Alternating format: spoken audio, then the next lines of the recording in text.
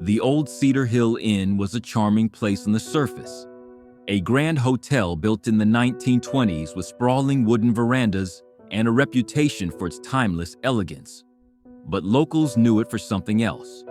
Beneath its glamorous facade, the inn carried a dark secret. Room 302.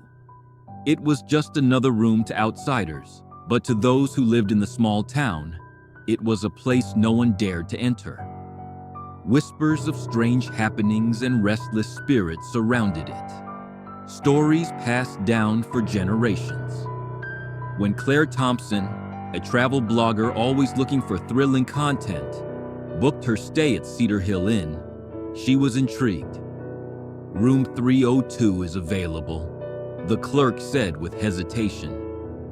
Claire, always one to chase the eerie and unexplained, didn't think twice before nodding. Room 302 was beautiful.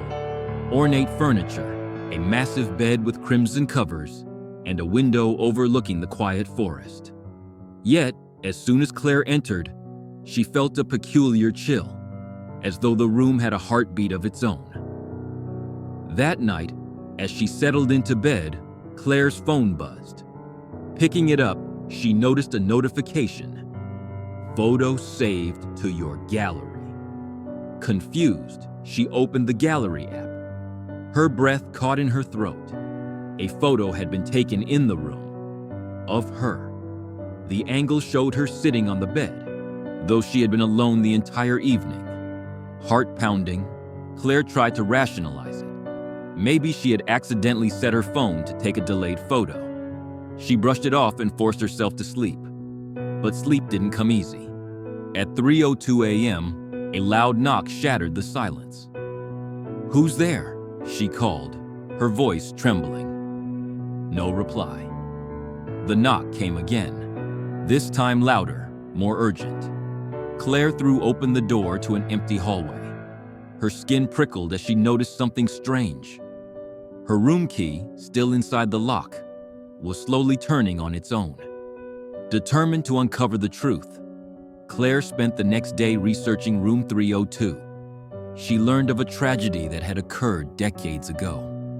In 1947, a woman named Margaret had been found dead in the room, her life cut short under mysterious circumstances. Some said she'd been murdered by a jealous lover. Others believed she had taken her own life. Either way, her spirit was said to linger, searching for peace she could never find. Despite the warnings, Claire returned to the room that night. This time, the disturbances were impossible to ignore. The lights flickered, her phone screen glitched, and the air grew icy cold. At precisely 3:02 a.m., her laptop turned on by itself, playing a crackly recording of a woman sobbing. "Why won't you leave me alone?" a voice whispered. Claire spun around, heart hammering, to see the silhouette of a woman standing by the window. Her pale face was tear-streaked, and her eyes radiated sadness that pierced through Claire's soul. By morning, Claire couldn't leave the inn fast enough. As she packed her bag, she noticed something on the nightstand, a letter written in shaky handwriting. "Help me, don't let him win." Claire rushed to the front desk, letter in hand, and demanded to know the truth. The clerk paled but reluctantly admitted that Margaret's spirit had been haunting the room for years, seeking justice for the man who had ended her life. Claire never posted her story online. Some things, she decided, were too real and too horrifying to share. To this day, Room 302 remains unbooked, save for the occasional traveler who doesn't heed the warnings. But those who spend the night always leave before dawn, haunted by the echoes of a tragedy that refuses to fade. Moral of the story: sometimes curiosity comes at a cost, and some places hold pain too deep to let go.